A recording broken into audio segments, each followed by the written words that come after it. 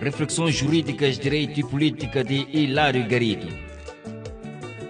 Um livro destinado aos leigos curiosos em questões de política e direito, estudantes de direito em suma. Destina-se a todos aqueles que sabem ler e gostam do saber, especialmente aos jovens estudantes a partir do ensino secundário, ávidos pelo saber.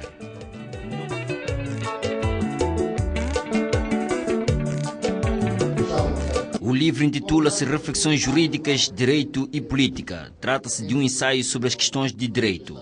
O juiz Hilário Garrido colocou no seu livro várias questões de direito e as suas opiniões sobre todas estas questões, numa linguagem popular e facultativa, segundo o escritor, para demonstrar que não se trata de uma obra técnico-científica com o intuito de ensinar direito, mas sim um trabalho de sugestões que podem mudar a maneira de pensar das pessoas sobre as diversas questões do direito. A obra surge na vontade digamos, portanto, na vontade de divulgar o direito e a política. Uma espécie de querer ensinar as pessoas, mas não é ensinar, não é ensinar a ninguém. É querer que as pessoas tenham conhecimento sobre direitos, sobre os seus direitos, sobre a política em si. Não é uma política que se veja aqui, que às vezes é mal interpretada aqui. Não é política no sentido de político-partidária, não é que seja menor, mas é diferente. Política científica versus política como arte. Mas qual é a intenção que está por detrás disso? Ensinar é procurar divulgar o saber sobre direito e política. É isso. Eu quero que o cidadão saiba, por exemplo, o que é um crime, o que é ser arguido, o que é prisão preventiva, o que é administração pública, o que é administração pública, o que é cidadão, quais são os direitos que nós temos para cidadãos que têm direito, têm perante a administração pública, quais são os nossos órgãos. O primeiro tema é a Assembleia Nacional. Uma obra recomendada à leitura por Guilherme Pócer da Costa, o jurista que procedeu à apresentação do trabalho. Eu recomendo a leitura desse livro, portanto, não por se tratar, portanto, de uma obra jurídico-doutrinária, mas porque levanta algumas questões de extrema importância e atualidade. Os temas que ele escolheu, ele foi feliz em escolhê-los, são os temas transversais na nossa sociedade. São temas que têm estado a dominar, portanto, não só a preocupação do cidadão comum, mas temas que têm sido debatidos e muitos dos quais ainda não encontramos respostas, para os quais ainda não encontramos respostas, que têm sido debatidos a nível mesmo das instituições do Estado. A obra do juiz Hilário Garrido foi apresentada no Hotel Pestana na noite desta terça-feira.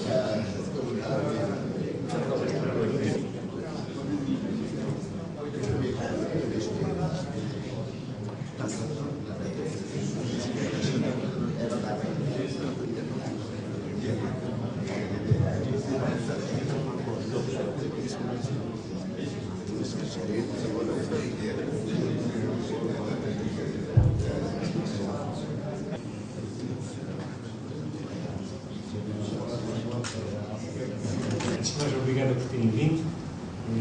Nós vamos dar início aqui à ação por uma meia hora normal de atraso, mas para dar tempo também para termos a sala composta das pessoas que vieram ver esta apresentação. O meu trabalho hoje é muito simples, que eu vou apresentar uma pessoa que não precisa de apresentações, por sua vez vai fazer a apresentação ou a introdução do autor da obra que nós temos, que também, uma vez mais, não necessita de apresentações. Portanto, nesse aspecto, eu vim talvez e só partilhar convosco um bocadinho daquilo que vai acontecer hoje e partilhar convosco também um bocadinho daquilo que é a intervenção do Grupo Pestana nesta obra. Antes de mais, nós hoje estamos aqui precisamente para ouvir a apresentação do livro do Dr. Hilário Garrido, de Reflexões Jurídicas, Direito e Política, Ele vai ser apresentado pelo Dr. Pócer da Costa, mais introduções. e vai ser apresentado no sentido de tentar explicar um pouco daquilo que é esta obra, quem é o seu autor também, para que todos nós possamos ficar a conhecer um pouco desta obra que eu tive alguma oportunidade de ler e me parece, enquanto leigo, muito interessante. Parece-me trazer algo novo àquilo que é o panorama em termos de Santo Tomé e Príncipe, tanto em termos de literatura como até em relação a este tema, direito e política. E penso eu que será uma obra muito interessante para se poder ter e para se poder sobre ela também fazer uma certa reflexão. No meio disto tudo, o Grupo Stana tem a honra de poder partilhar esta apresentação do livro em Santo Tomé e Príncipe, como ele também já foi apresentado e lançado em Portugal, portanto aqui há, creio que 2, 3 semanas atrás, e nessa circunstância nós associamos perante este lançamento, que eu espero que possa ser um lançamento que traga mais valor e mais valia àquilo que é o conhecimento científico nesta altura do direito e política em Santo Tomé e Príncipe, e que possa também servir para, de certa maneira, dar a introduzir a pessoas que tenham interesse de saber mais sobre temas que são muito atuais e que são presentes, que nesta altura referem e penso que merecem estar aqui a ser apresentado. Muito obrigado e eu passo a doutora vossa palavra.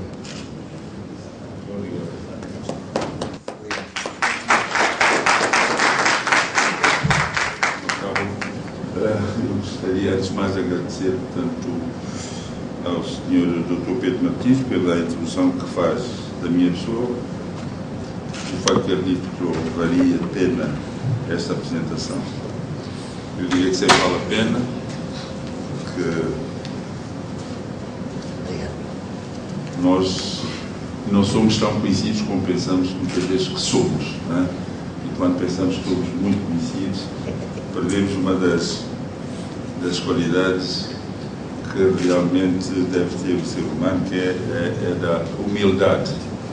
Da humildade. E nós devemos sempre cultivar esta grande virtude que é a humildade. Para aqueles que não conhecem, portanto, eu sou o mesmo modelo que possa ver. Para dizer que sinto-me honrado pelo facto o autor desta obra, o doutor juiz Hilário Garrido, me ter convidado a apresentar o seu primeiro livro. Sinto-me honrado porque creio que ele terá convidado para o fazer não pelas minhas qualidades como jurista ou das minhas qualidades profissionais, mas sobretudo por causa dos meus cabelos brancos, coisa que por quem tenho muito orgulho. Por isso me sinto honrado por este convite para apresentar esta obra. Mas também sinto muito honrado, portanto, por este convite, porque conheci o Dr. Hilário Garrido muito antes, portanto, dessa sua aventura profissional ou universitária. Como podem ver, portanto, no livro, o seu livro, na contracapa, o Dr. Hilário Garrido tem uma vasta e rica carreira pré-universitária e foi nessa altura que o conheci, quando ele era funcionário no Banco Central. Eu já o conheci como uma pessoa muito irrequieta, muito faladora, muito persistente, com uma vontade enorme de querer aprender e aprender mais, e é por esta razão que não me surpreendeu muito quando ele me anunciou que iria para Portugal tirar o curso de Direito, porque ele já não era um menininho de escola, já não era um estudante, já era um funcionário, já era aquilo que se podia chamar de uma pessoa adulta e bem sabedora, bem sabido, e tomou essa decisão que poucos muitas vezes tomariam naquela altura, de ir para Portugal fazer o curso de Direito. Portanto, ele foi e conseguiu com êxito, não esteve a cabular, porque acompanhei também a sua viagem como estudante universitário e terminou nos prazos normais do seu curso de Direito. Continuou uma pessoa irrequieta, uma pessoa inconformada, uma pessoa que sempre procurou, parece que faz isso algum luxo, ser polêmico, irreverente, no bom sentido, quero dizer, no bom sentido, e por isso mesmo, não bastando, portanto, as suas sessões do Papa Figo, ou quer que seja, onde ele está, na avenida, onde ele está sempre um grupo de pessoas e normalmente está sempre ele só a falar.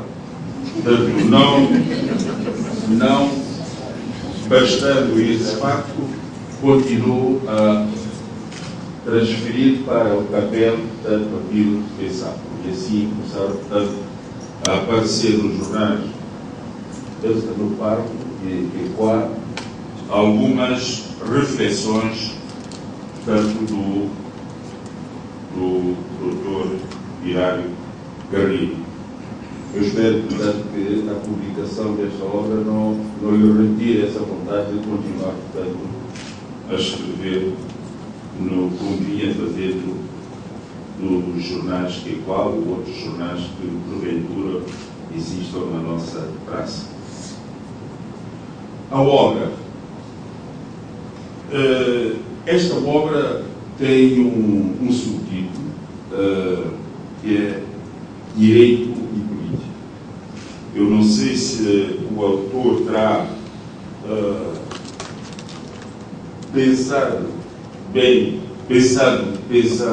terá pensado, como eu estou a pensar, a ligação entre o direito e a política. Eu vejo muitas vezes esses dois fatores, essas duas doutrinas muito ligadas, indissoluvelmente ligadas. De vez em quando a fronteira entre os dois, o direito e a política, choca. Mas eu penso que o mérito do Dr. Hilário Garrido foi de introduzir, portanto, esta natureza política das suas reflexões, não pela zonas de convergência dessas duas doutrinas, mas, sobretudo, isto é que a obra tem, para mim, bastante interesse, sobretudo porque os vários temas se mergulham, portanto, em fenómenos políticos que vêm à tona em Santo Tomé, não em sede de justiça, mas maior parte das vezes em sede de discussões políticas. Portanto, ele, com essas reflexões jurídicas, tenta muitas vezes responder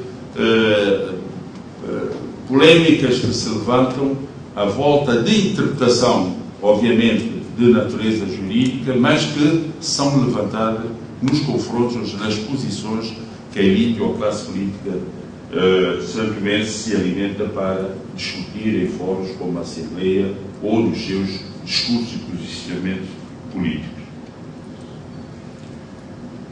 E esta obra também, para mim, tem um valor que devo realçar. É o valor de essas reflexões não pretenderem, e penso não estar a mentir se disser isso, não pretenderem ser teses doutrinárias. Eu penso que as várias reflexões que nós vemos aqui, muitas das quais, talvez, muitos de nós não concordam com as posições ou essas reflexões, isto até é bastante bom, porque em direito não há, digamos, uma unicidade doutrinária. Os mestres, os pensadores de direito, os escritores, portanto, da coisa do direito, divergem muito sobre um determinado aspecto, um determinado estatuto do direito. Eu penso que ele não teve essa pretensão de aprofundar um ou outro tema, mas teve a feliz ideia de lançar temas polémicos que têm atingido, portanto, a nossa sociedade no percurso da sua história, sobretudo depois da Segunda República. E é bom, e eu espero que nas discussões que tiverem, portanto, lugar depois da apresentação da obra pelo próprio autor, se possa realmente questionar, e a obra é mesmo para questionar Eu tenho, somente a obra, eu tenho alguma opinião, não diria divergente, mas eu diria, de certo modo, mais uma nuance diferente daquela que tem na abordagem de alguns temas, e espero que esta discussão possa, portanto, permitir que uns e outros também o façam. Eu queria aqui, no entanto, realçar, só muito ao relento, alguns dos temas que eu achei como extremamente interessantes. Interessantes porque estes temas são polémicos, controversos, são temas que já foram várias vezes discutidos, são temas que confrontam os operadores de justiça, os magistrados, com que confrontam os deputados nas suas discussões na Assembleia, e temas esses que ele, ao lançar, eu lançava também um apelo para que continuássemos a refletir, que ele lança esse apelo para reflexão, continuássemos a refletir para tentar encontrar, digamos, se não uma opinião única, mas uma opinião consensual sobre esses temas. Porque os temas continuam abertos, continuam a ser ainda fonte de discussões díspares e que muitas vezes levam a alguma instabilidade, não só do nosso sistema, diria, constitucional, mas, mais grave ainda, leva a alguma insegurança no próprio direito.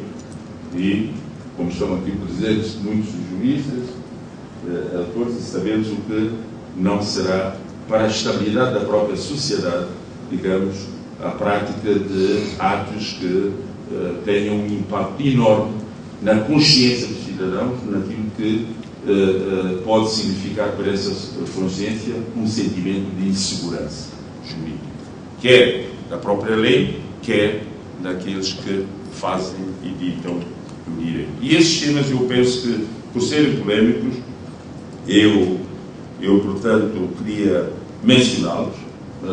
Não quero que eles sejam, portanto, os temas preferenciais na discussão que se terá daqui a pouco.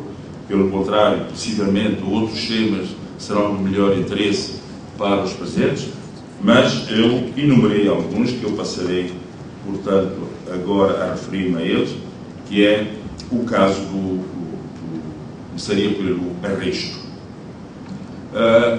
O arresto, como ele bem diz, portanto, é uma providência cautelar. Nem vou entrar aqui, portanto, em lucubrações de caráter jurídico ou processual, mas vou levantar só o problema, nessa perspectiva que ele pretendeu lançar no livro, que o arresto é um instituto jurídico que nós, os advogados, eu gostaria um pouco de chamar a brasa a minha sardinha, nós, os advogados, temos muitas vezes alguma dificuldade de lidar com este instituto, na medida que não sabemos se, em determinadas circunstâncias, se devemos ou não lançar mão desta providência cautelar. São tratadas como se fossem um processo normal. Então, nós temos casos, portanto, de providências cautelares, caso fosse mais cedo que a própria providência. E muitas vezes, quando a providência acontecer, o arresto. O princípio que é tratar essa questão, e como juiz, espero que quando apanhar o arresto, imediatamente.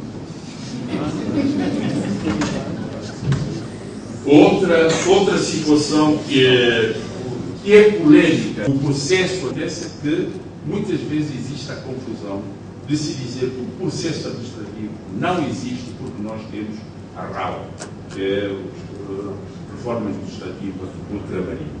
E neste direito adjetivo administrativo, temos efetivamente um conflito de leis as quais nós ainda não resolvemos. Não está em vigor, está em vigor. Estamos assim há anos e nós não resolvemos, nós juristas, deputados, fazedores de lei, não decidimos uma vez para sempre, não está em vigor, então, faz favor, levem-no outra vez à Assembleia, que dê a sua bênção para que ela possa que entre em vigor. Mas ela saiu do Diário da República e ninguém aplica. E, embora o processo administrativo seja efetivamente importante, como diz, eu considero o procedimento administrativo tão importante ou mais que o processo. Porque o processo administrativo é utilizado numa situação de referendo contencioso entre o administrado e a administração pública, enquanto que o procedimento administrativo é uma defesa do cidadão contra os abusos da administração pública. De uma vez para sempre se resolvesse isso. Poderia dizer, não está em vigor, porque era necessário uma autorização legislativa da Assembleia, porque está-se a legislar sobre a administração pública em geral, que é da competência exclusiva, da reserva exclusiva da Assembleia, e que ninguém fez nada, o governo sentou, resolveu fazer e mandou. Pronto, ficamos caladinhos. Nós, portanto, a elite jurídica do país, que é constituída por advogados, juízes, deputados, fazedores da lei, estamos em papo de serenos, assistimos a essa situação de alguma a juridicidade. Isso não, eu li o livro. E eu não diria tanto, mas realmente não deixa de ser uma situação, sob o ponto de vista legislativo, uma situação atípica em que importava, portanto, resolver. Escrevias por todo e por lado, mas ainda bem que escrevias, muitas vezes não escreve. Que é o direito do consumidor. Ele levantou essa questão, assim, numa página só.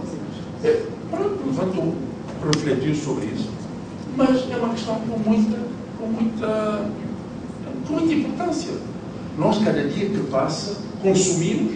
Nós somos um país consumista, porque o nosso poder de compra é, efetivamente, de certo modo, baixo, mas o direito do consumidor não existe porque o maior ou menor aumento do consumo. Existe para a proteção do consumidor, sobretudo quanto à qualidade do consumo. E proteger de alguns serviços que são prestados com o abuso, digamos, do poder, e ele refere-se a 2 casos, eu não sei paradigmático, será um paradigmático, não sei, mas o senhor refere-se a 2 casos, mas ficou com receio e disse, bem, não sei se vou falar, porque eu posso ficar sem água e sem telefone, sem água e luz e sem telefone, porque refere-se a imagens, e assim.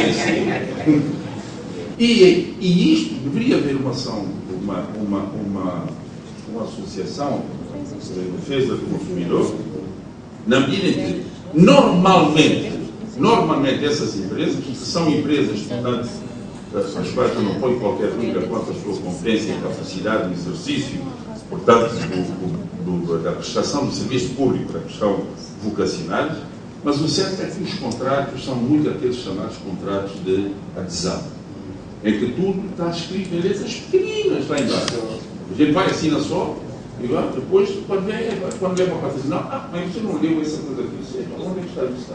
E estão lá embaixo. São esses contratos de adesão. E por isso, muitas vezes, tanto esta questão do direito do consumidor é importante e não é de tão somente importância como se pode pensar. Ele levantou uma questão, mas só levantou, mas eu acho, porque eu não estou aqui só para também elogiar e louvar, que eu ouvi também para criticar, eu acho que o senhor devia ter explorado um pouco mais isso. E só fez também uma página outra vez disso, que é o direito penal para jovens. O título, efetivamente, pode não ser o melhor título, mas eu quero dizer que a delinquência infantil, hoje em dia, a delinquência infantil terá necessariamente de ser uma das grandes preocupações da sociedade sanfonesa. Dos dirigentes, de quem lida, portanto, com questões conexionadas com a proteção da criança, no sentido de educá-la, prevenir a que ela possa ser amanhã um potencial criminoso. E nós não temos muito sobre isso. Não temos, não é no sentido de não termos, digamos, o diploma legal que penaliza determinados atos. Mais do que isso, é não termos organizações de prevenção que possam acolher crianças, educá-las de forma a evitar que elas possam tornar-se mais tarde delinquentes. A delinquência infantil comenta, ela não somente em si própria, como ela é muitas vezes aproveitada pelos adultos como instrumento do crime. Uma criança é aproveitada para entrar na janela, o homenzinho gordo não consegue entrar, mas a criança consegue entrar. Até ser, muitas vezes, de instrumento. E cada dia que passa, vemos mais crianças abandonadas. Não são abandonadas, mas vemos crianças a pedir esmolas. O pedir esmolas não tem só esta componente de pedir dinheiro, mas tem a componente, que é essa, pode ser criminogénia, a componente da criança começar a lidar com o dinheiro. E é no momento da falta deste dinheiro com que a criança já ficou a ter, é que pode levá-lo, portanto, à prática de atos considerados atos criminosos. Esta questão foi levantada e eu acho que podia, precisamente puxar no seu livro, correu alguma tinta no seu livro, é relativamente aos juízes estrangeiros. Eu sei que a maioria esmagadora, numa perspectiva de como diz aqui no livro, exclusivamente, portanto, destinados a quem pode fazer, portanto, eu quero-vos dizer, esta é a minha opinião, que converso com a opinião da Ordem, quando era do Conselho da Ordem, aliás, também faz referência a isso, mas devíamos refletir sobre isso, não numa perspectiva de soberania, porque o enfoque é muito posto numa perspectiva de soberania, porque os tribunais são um órgão de soberania, a soberania está ali, quem deve exercer a soberania, segundo ele, é o cidadão santomense, mas eu quero vos dizer que a soberania, enquanto soberania, não está necessariamente ligada à cidadania. Não são conceitos presos. Pode haver soberania exercida por cidadãos que não sejam cidadãos da vida. Temos casos enormes. Não explicou no seu livro. A Namíbia, e disse que Timor compreende, quer não sei quem, luta, não sei qual é lá. A Namíbia está nessa ideia. Durante muito tempo eram juízes ingleses. Que ditavam. Creio que mesmo Botsuana ou mesmo Zimbábue terão juízes ingleses. Poderá causar efetivamente algum embaraço admitir que seja um juiz estrangeiro que venha e dite não sei quanto e tal, não sei quanto tal. Eu digo uma coisa, nós devemos encarar isso não nessa perspectiva soberana, porque eu não vos um exemplo tão claro como isso. A coisa dos dias aí, os nossos órgãos de soberania, todos eles, foram levados para um tribunal que tem que normalmente julgar segundo regras que são regras nossas, né? Para saber se são ou não são crimes. Vão ser julgados por estrangeiros por cometer crimes. Eles próprios órgãos de soberania. Isso é um caso. Outros casos de julgamento, sem ser esse, julgamentos em tribunais arbitrais, que são aplicados ao Estado. Vocês diriam, isso é outra coisa, é o direito externo e não é o direito nacional. Muito bem, também direi isso. É o direito externo e não é o direito nacional. O que eu quero dizer é que a preocupação que existe aqui é que possamos efetivamente ter juízes que possam exercer a sua função sem pressões. Eu tenho aqui, sem pressões, e sobretudo isso, sem pressões. Porque eu digo uma coisa, estão aqui as senhoras juízes, quantas vezes eu não vou lá sempre para o vosso gabinete, faz favor, digam-me só que as senhoras dizem, não senhor, eu não dou, porque tenho que ir para lá, volta e meia, dia seguinte eu vou lá para a tua porta, não sei o que, porque eu conheço essa filha de não sei o que, a gente está não sei quanto e tal. E muitas vezes há uma certa independência, há uma maior isenção, há um maior distanciamento, há uma maior tranquilidade da consciência jurídica de quem julga, sem essas pressões para poder julgar. Isso é um aspecto. Outro aspecto de que eu defendo, já que não admitimos essa hipótese, e isso é defendido no seu livro, já que não admitimos essa hipótese no juiz estrangeiro, mas pelo menos que tenhamos assessores que possam efetivamente ajudar os nossos jogadores. E que, enquanto os nossos juristas, e quando eu digo juristas, digo os próprios nossos advogados, porque nós também, os advogados, cometemos falhas enormes. Não devemos dizer que somos os craques do direito. Mentira. Os nossos colegas também dão salto e saltaria. Cambalhotas também agiam um bocadinho esquisito. Mas pronto. O que eu quero dizer é que todos nós precisamos, quem mais sabe, para nos poder ensinar a fazer melhor. É nessa perspectiva que eu defendia que pudesse haver portanto, assessoria nesse aspecto. Embora, continuo a dizer, não me repugna a ideia do julgador ser alguém, um cidadão estrangeiro. Porquê? Porque ele não traz a sua lei. A lei que ele vai julgar é a nossa lei. Se ele tivesse a aplicar outra lei de outro país, muito bem. Mas a lei que ele vai aplicar é a lei que os representantes do povo de Santo Tomé fizeram passar na Assembleia. Portanto, por isso, a abordagem que eu faço desse coisa, faço de uma maneira um pouco diferente, mas muito bem por ter levantado essa questão. Muito bem. Outra questão que levantou, mas eu vou agora correr muito mais rapidamente, porque estou quase a fazer uma eleição, é o direito de família. É verdade. Quer dizer, nós temos o direito de família, a mesma coisa. Toda a gente diz, quisemos fazer uma união de facto, que tentou proteger as nossas mães, que viveram durante 20 anos com nossos pais, mas que não sei o quê, depois levamos para os juízes. Levamos aos juízes para os juízes reconhecerem o casamento, porque na nossa união de facto diz que a união de facto reconhecida tem os mesmos valores que o casamento. E muitas vezes querem reconhecer a união de facto depois do marido, ou fraco, do companheiro ter morrido. Agora, como é que se casa uma pessoa morta? Como é possível casar-se uma pessoa morta? É isso que os juízes muitas vezes dizem isso e nós ficamos, não.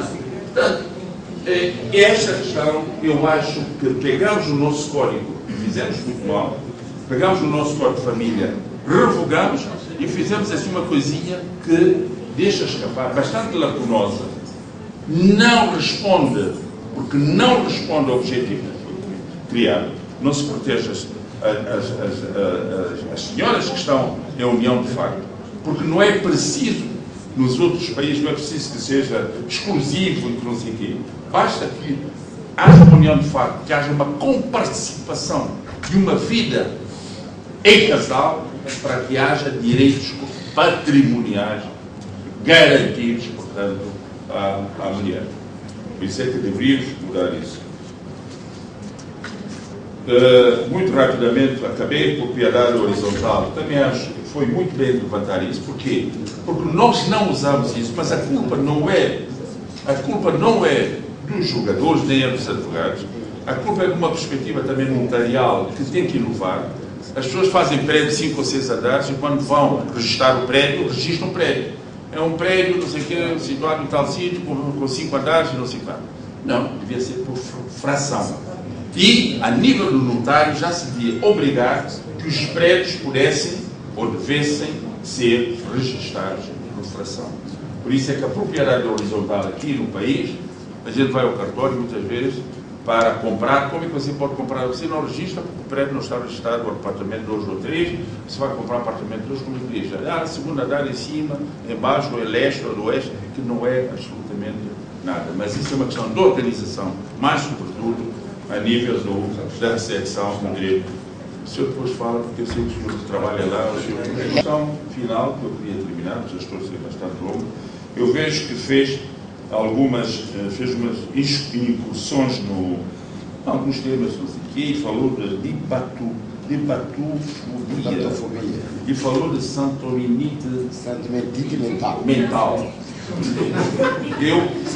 Eu quero dizer que não responderá isso depois, mas eu quero dizer que fui auxiliar jurídico e não consegui encontrar isso, por isso as decisões políticas terão feito incursão em zonas, portanto, não muito jurídicas.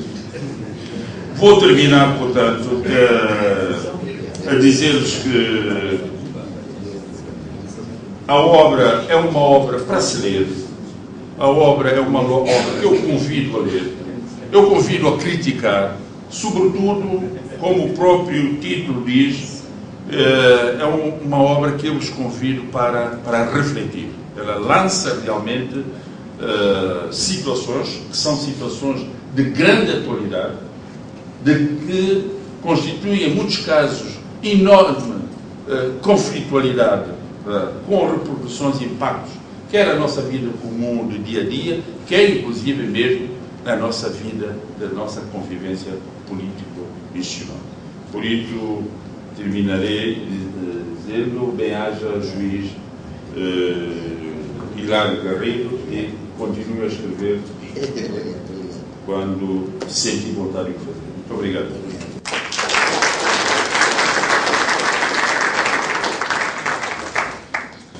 Eu não sou muito claro, mas desculpa. Mas não sei escrever. Mas eu fiz um cabulão, talvez, me acabo, para tentar ver se não perco, se apoio as coisas para me situar. Eu bem gostaria, antes de mais, as desculpas, quero agradecer imensamente a presença de todos aqui presentes, dos maiores patrocinadores, que é o BISTP e o PNUD, né? Os maiores patrocinadores do meu livro, e eu estou estando aqui, como vê, me dá a honra de estar aqui nesta sala maravilhosa convosco para fazer esse lançamento. Agradeço mais uma vez a presença de todos. Muito obrigado por essa consideração de prestigiar e dignificar minimamente. Penso que a vossa presença aqui vai dignificar a minha modesta obra. Ok. Eu gostaria muito do vosso apoio dentro da matéria. Eu gosto muito de discutir, conversar, e a gente entrava aqui em muitas discussões. Mas não vou tentar resumir, porque toda a gente, as pessoas têm as suas ocupações, estarão já com interesse de seguir. Ok, portanto, esta obra surge da tendência que tenho desde mesmo antes de regressar ao país, em 96, quando fiz a minha licenciatura, mesmo antes, muitas vezes antes, já escrevia algumas coisas nos jornais de Parreira, se lembram, até o Partido Único no banco era uma espécie de um ativista bastante ativo, que escrevi 10 perfis do homem santomense no jornal Parreira, e isso fez-me conseguir ir até a União Soviética pela primeira vez na vida, para o Festival Mundial da Juventude. Dizer por minha iniciativa, nem sem colaboração de mim, 10 perfis de homem santomense dentro do Partido Único. Portanto, é por propensão que eu tenho de escrever. Gosto de expor o que penso, o que sei. Gosto muito de discutir e refletir sobre as coisas. O que eu quero também precisar aqui é que essa minha propensão também que é não de ensinar, não há validade de ensinar ninguém, é simplesmente de se lançar dicas para reflexão, para se refletir. Nada é acabar. Nem se trata de um livro tecnicamente nenhum académico, embora a abordagem sim, mas não é uma questão académica pura, mas é uma generalidade de questões. Portanto, este livro tem, eu cheguei a mudar um fundamento para essa tendência que eu tenho de querer divulgar ideias, publicar ideias. Aqui, como eu citei aqui na página 12, que diz aqui eu vou passar por ler, porque eu não cheguei a fixar bem esse latim, que eu também transpus para aqui, que é nemine jus ignorar conciliatur. Isso significa, em português, a ninguém é permitido ignorar o direito.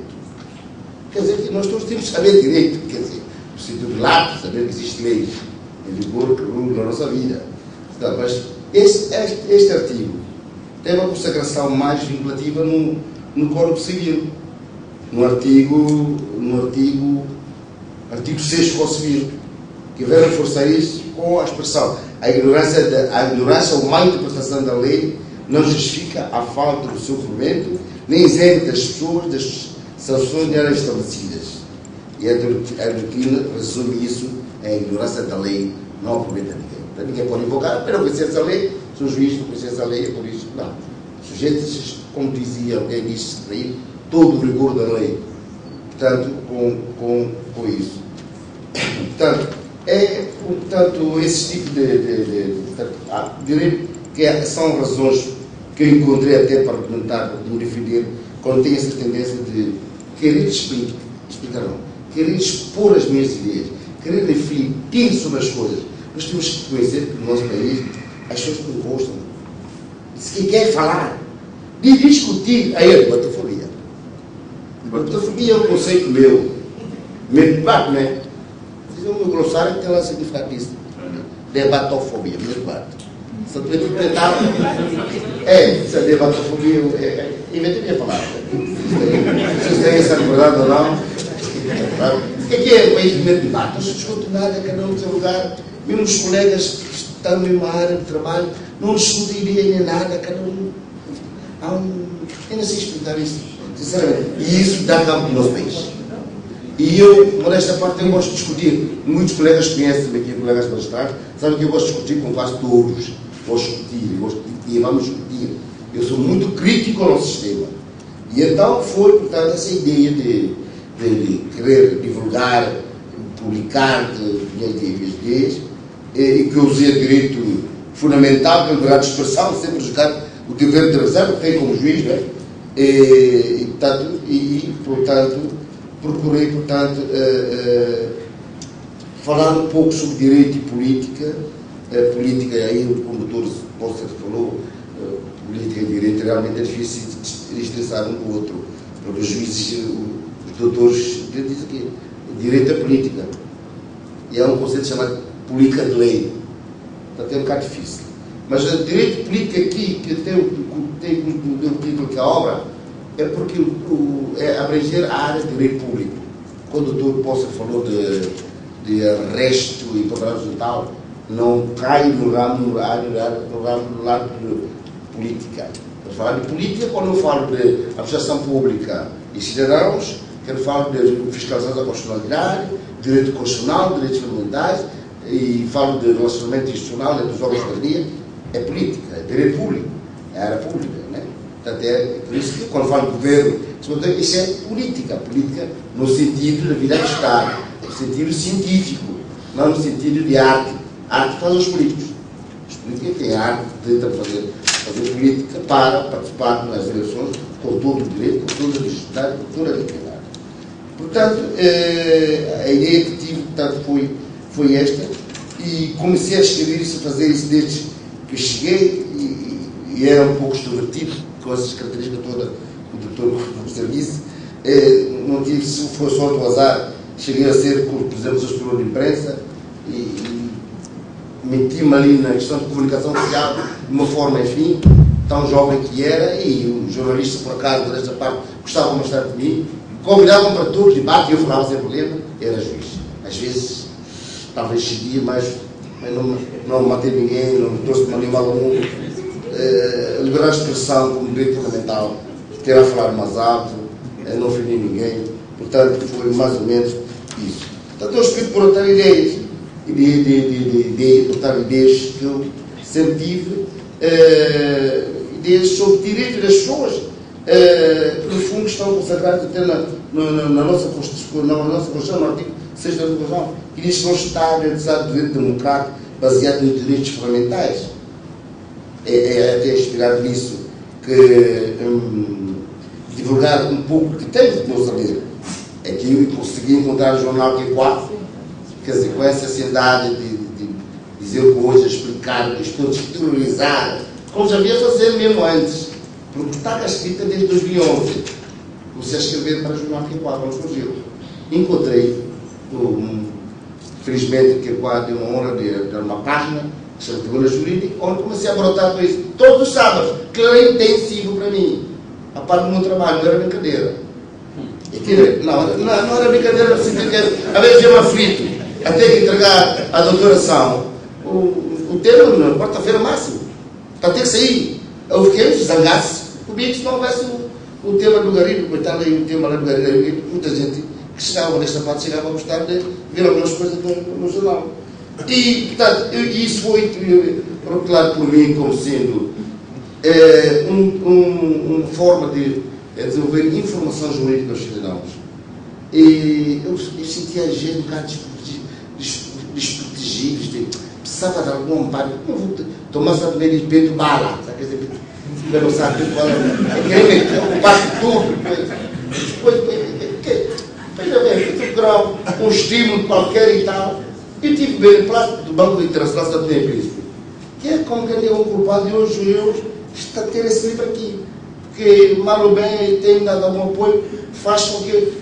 Tem que escrever, não só pelo público, mas tem algum apoio para isso, um estímulo. E, portanto, eu fiz isso no sentido de poder pôr as coisas a par dos conhecimentos de direito. Portanto, o livro meu, isso é uma espécie de um projeto que eu não vou parar de escrever. Eu gosto, tenho paixão por isso. Direito e política é capoeira. Porque se capoeira, você tem que gostar, não é que eu sei. Eu gosto muito de política. Só que eu sei precisar das coisas. Eu sou político, nunca fui político. Sou político antes, partido único. Sou juiz, nada de mistura das coisas. Aí com fim. E então, o livro enquadra-se quase num projeto pessoal meu, que é pôr o direito na rua. E com o objetivo de informação jurídica aos cidadãos. E faço informação jurídica numa perspectiva diferente daquilo que o Estado faz ou deve fazer. O Estado tem a obrigação de informar, de fazer informação aos cidadãos. Não arguir, porque é que saber que é que ele é preso, como é que ele é preso, não sei o que, os direitos que tem, por aí fora. Portugal tem coisas a mais sobre isso. Instituições diversas criadas, desonadas, que informam os cidadãos sobre os seus direitos. Eu faço relativamente diferente. Quando, por exemplo, o Estado pode explicar às pessoas o que o acesso à justiça que tem, a assistência judiciária, os direitos de arguido e criando estruturas para fazer funcionar isso. Eu faço um pouco diferente, não direi melhor, eu faço um pouco diferente e com uma maior abrangência. Eu não só falo dos direitos do arguido, mas como explico, por minhas palavras, e por fazê-lo de uma forma mais simples possível. Se eu não consigo ser mais simples possível, porque é defeito que nós juristas temos. E sobretudo estes grandes assim, juristas, que a propensão de escrever com muita erudição não nos dá facilidade de escrever coisas até na terra. Está a ver? Mas o meu desejo é que se chegue a todos os. E eu disse aqui que eu não me dirijo aos juristas num bom sentido, não ensino não sou vigário. Eu quero dizer que quem não é jurista, aos economistas, os engenheiros, os estudantes em geral, as pessoas em geral, para terem noção de direito. Portanto, eu faço isso explicando os conceitos, prisão preventiva, habeas corpus, dizer a pessoa o que é isso de habeas corpus, por exemplo, uma coisa muito importante, que respeita a cidadão, que nós chamamos aqui.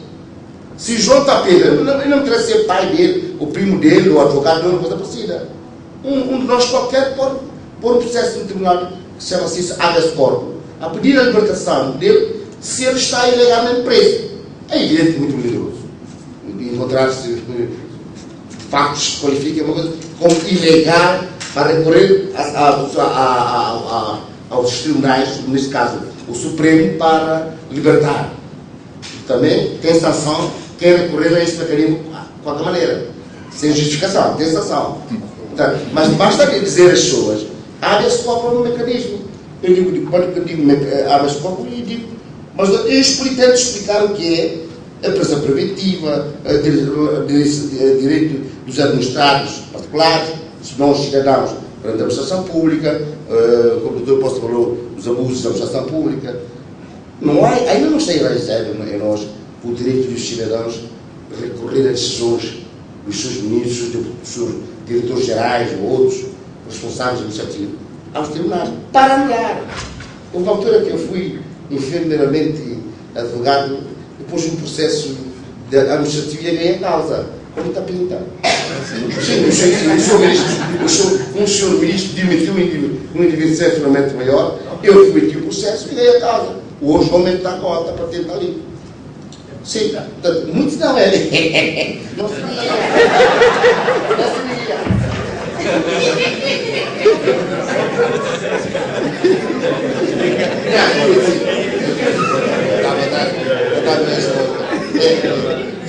Não sabia. Portanto, a ideia é esta. Acho que o meu livro não é um livro que se explica, porque é um livro diferente. É um livro diferente. É diferente. Não gosto de especial para ser pior. Não. É diferente. Já estou a só para cá. O que é que tenho que falar? Não sou uma questão de falar. Mas às vezes, quanto mais fala é melhor. Não é mal falar. O que se vê debate em Portugal, nos canais, não fazemos aqui.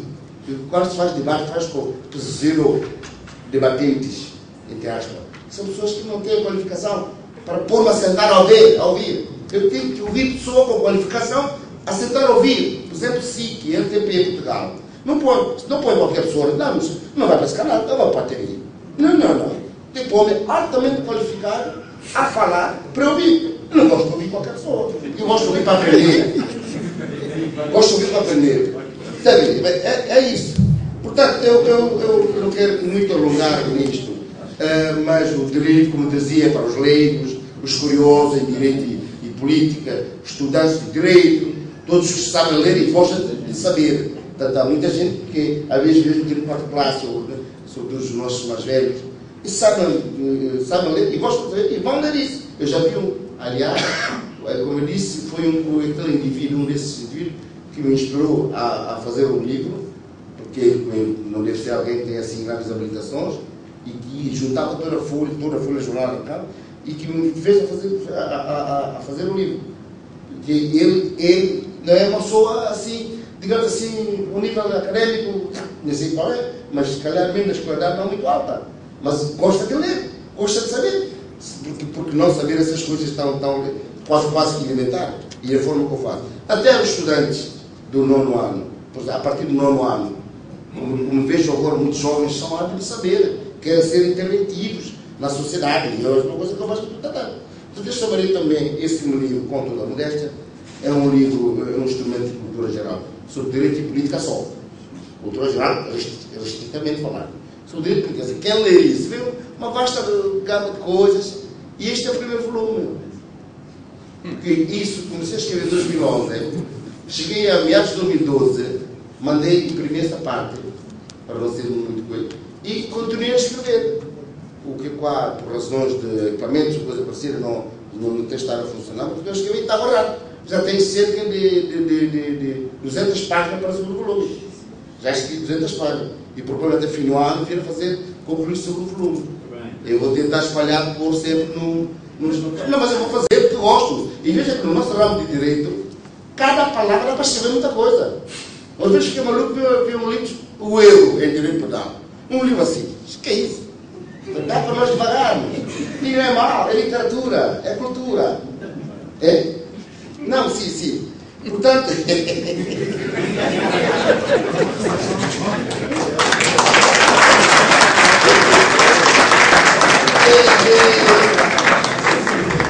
Eu só queria fazer um ponto, acho que por exemplo, por que esse livro...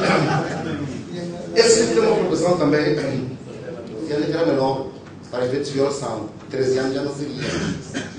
Mas há uma coisa importante que eu vou notar agora, que é muito importante. Eu gostaria que as pessoas pensassem isso. Parece-me incrível que o menor está no nosso corpo, copiado de Portugal, e está lá, assim no Portugal. Não sei se fui discutir com muitos colegas sobre isso. Criança de 10, 8, 9 anos, abusado. O crime é chamado crime semipúblico, depende da queixa. Uma das vezes no artigo 183 do Processo Penal. Semipúblico. Então, até aí. E violência do Deus, que é público. O casal bater-se com o outro dele, eu vou lá meter-se por cima, vou queixar. Esse tem mais dignidade do que abusar de uma criança. Isso eu não sei se Portugal alterou isso ou não, mas nós estamos com isso. O código que eu tenho parece de 94. Não sei se Portugal alterou. Talvez não seja como está. E temos uma vasta um leque de novos crimes sexuais. Menores, deve ter abuso, chamar abuso de menores, além de violação tipicamente, que é contra a vontade. Menor com 13 anos, a vontade não é relevante. Até abuso sexual de menores, chamado conceitos novos, uma gama de coisas. E então, portanto, isso aqui eu tenho essa tendência de, se eu exteriorizo isso, se eu ponho isso na rua escrito, é para que as pessoas passem a saber que há novos crimes. Eu vou falei de corrupção, falei de peculato, explicando mais ou menos o que é. Há uma questão polêmica que é enriquecimento ilícito. Isso não vai funcionar. Não vai funcionar porque em Portugal não pegou. Por quê? Porque a estrutura do processo penal é quem acusa que prova. Se atacar enriquecimento ilícito, é difícil aplicar isso. Porque também dividir pouco tempo depois tem 2, 3 casas, ele tem que provar como é isso. Não funciona, é inconstitucional, viola o princípio de presunção de inocência, para aí fora. Estive com o juiz português e disse, não violou. Eu estive não, acompanhei uma ministra do CDS, Carmona Rodrigues, não sei se é ela ou não, que lançou essa ideia. Mas não funcionou, não passou no Parlamento, não passou. Mas nós temos 451. Passou sem ver a amplitude. É copiar só. Não, é preciso pôr nomes às boas. É preciso que muita gente não gosta de carreira. Eu sou indivíduo, queria falar da minha vida, mas as pessoas não gostam de mim por causa disso. Está a ver? Por exemplo, direito da família, prevenção criminal que falou do Dr. Póster. Direito da família, por exemplo, eu sou muito crítico. Aqui vejam aqui alguns, eu tinha escrito muito antes sobre o direito da família. Então pegaram a Lei 277, arrumaram com todo o livro 4 do Código Civil. O livro 4 do Código Civil, como eu tive muitas vezes aqui, tem um conjunto de ingredientes científicos sobre relação jurídico-familiar, que vem do Código Seara, que também inspirou-se no DVD, que é Código Alemão, está a ver? Com muita cientificidade. E nós, com esse nosso independentismo, ou revolucionarismo, é nada sério. Vamos dizer que aquilo tinha inspiração cubana, pimba logo, meteu logo coisa, cada coisa no lugar. Algum com código. Que tem, por exemplo, lembra um carreira reputativo, casamento urgente, erro na formação da vontade, não sei o quê, que não sei porque a tese diz que revoca todo o livro 4. Pois algumas pessoas que dizem, não revoca, só revoca o que não contraria. Não, diz revoca o livro 4. Diz revoca, mas a polêmica parece que há. Revoca o livro 4, está a ver? Mas, e depois, veja só um dos males desse código. As pessoas, quando querem casar, devem optar por regime de casamento. Se eu quero casar, ou caso por separação, ou caso de bens adquiridos, ou bem comum. Sendo que o separado é o regime obrigatório, por exemplo, para aqueles velhos que querem casar com meninas de 17 anos, é obrigatório o regime. Na lei portuguesa que nós temos até hoje, nesta regulação, parece que no nosso não fala disso. Nós só falamos sobre regime adquirido. Já viu? Fala de adquirido. Depois tem que, no sistema que temos aqui no Código Penal, é que o adquirido, regime adquirido, é regime supletivo.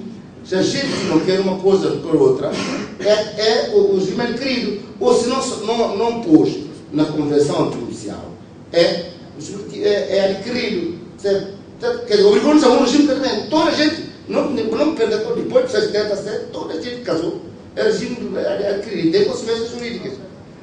Portanto, pessoal, eu já acho que já aluguei mais, eu vou tentar ver mais as minhas cábulas, porque realmente no livro é um livro para a prevenção criminal, conforme também, mas um outro campo que eu faço aqui.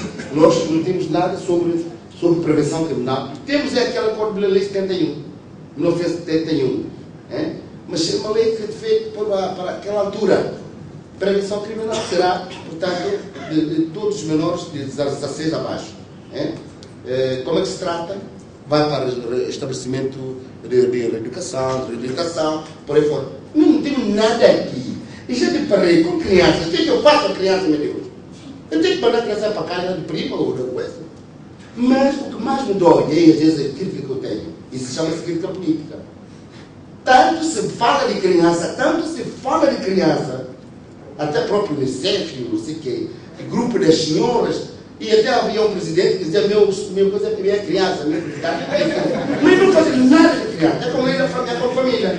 As mulheres, tanto que são organizações, mas não fazem nada para ter essa lei. Para ter essa perspectiva que o doutor Proposta falou. Está vendo? Então, vamos por. Eu só vou terminar. Não sei se posso falar um bocadinho. Não, é só por causa para os jovens também.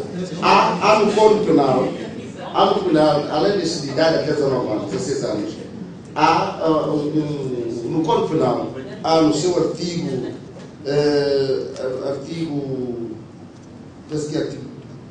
12. Artigo 12 refere-se a que criar menores de 16 até 21 anos deve estar a um regime penal, aí direito penal para jovens, que tem uma moldura penal um pouco menor, com algumas coisas, com algumas especificidades, que tem em conta a idade deles, né? Mas não temos isso até agora. Desde que aprovamos essa lei, não temos isso até agora. Depois, temos a 16, 17 anos, como fazer? Temos que fazer aquelas artifícios jurídicos para tratarmos dessas questões. Portanto, eu não há como falar, senão uma relevância destas duas questões. Eu queria, vamos deixar por favor só falar do Tribunal Constitucional. No Tribunal Constitucional não há leis do Tribunal Constitucional. Mas o que é isso? Quem é que manda neste país? Quem são os altos responsáveis deste país? Temos um tribunal que é uma mais alta instância do país. Não há lei de processo, de organização, funcionamento, nem de secretaria. E não sou. Está na Constituição desde 2003. Desde 2003. E ninguém faz nada sobre isso. Desde 2003. Numa perspectiva transitória, como eu até digo. Porque eu chamaria também por causa disso, que a nossa Constituição é uma Constituição transitória. O Tribunal de Contas, eu sentei-me da informação jurídica, o debate, já cheguei a dizer que alguém dissesse que não pode na eurosoberania. Isso é de maluco. Por acaso, não ouvi isso da boca de nenhum jurista. Ouvi de muita gente que, pronto, que são pessoas de alta caligragem aqui também, mas compreendo às vezes, por razões de não ser jurista, é por isso que eu isso. De resto, meus senhores, eu tenho que terminar mesmo, e eu digo mesmo com toda a modéstia do mundo, eu dediquei esse meu livro ao meu povo, é uma expressão, uma força da minha expressão, eu dediquei esse livro ao meu povo.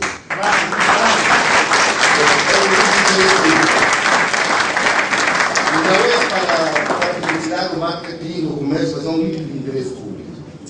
E eu agradeço mais uma vez ao Bispo, Pio Penur e Pestana também, onde estamos neste momento, que tornaram possível esta obra. Vamos permitir só, para terminar mesmo, homenagear a minha querida esposa, que sofreu muito para eu ter esse livro aqui hoje. E o meu filho. Nas minhas funções. E o meu filho Charles Garrido, que com 17 a 18 anos prefaciou o livro. Como que seria, todo mundo se tornaria.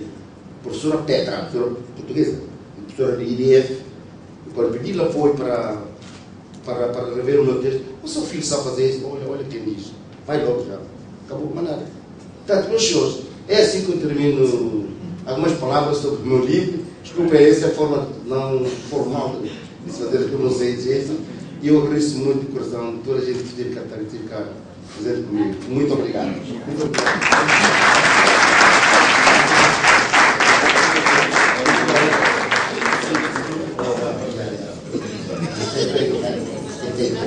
Novamente.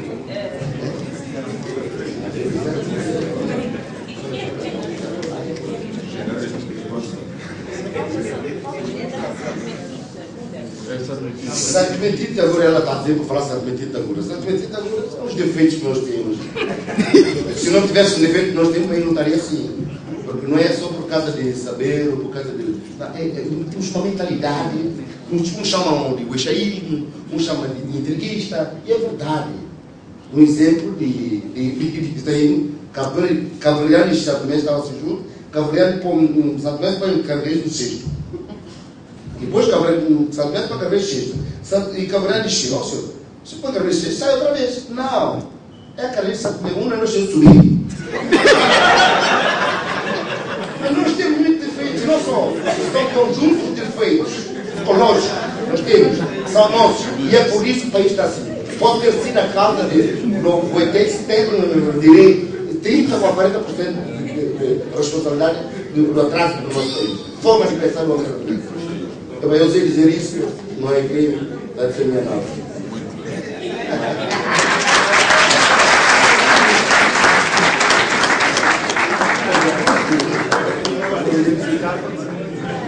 Obrigado a todos. Obrigado a todos.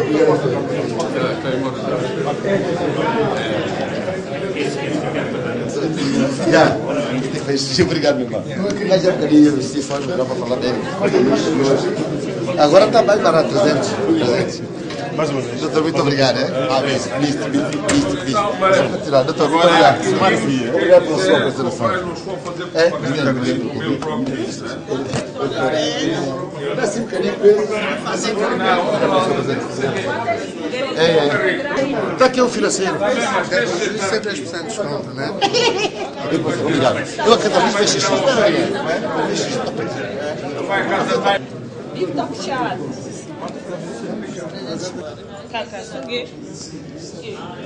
Eu não posso estar afirmando assim.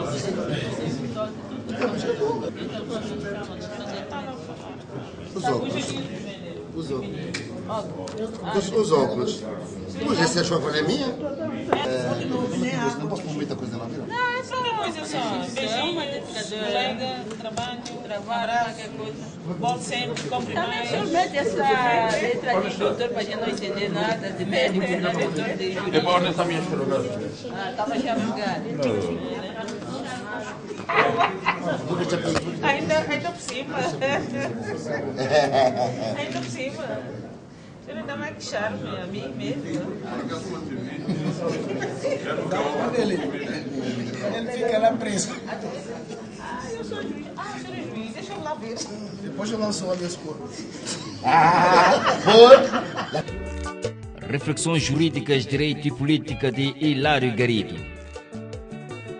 Um livro destinado aos leigos curiosos em questões de política e direito, estudantes de direito, em suma, destina-se a todos aqueles que sabem ler e gostam do saber, especialmente aos jovens estudantes a partir do ensino secundário, ávidos pelo saber.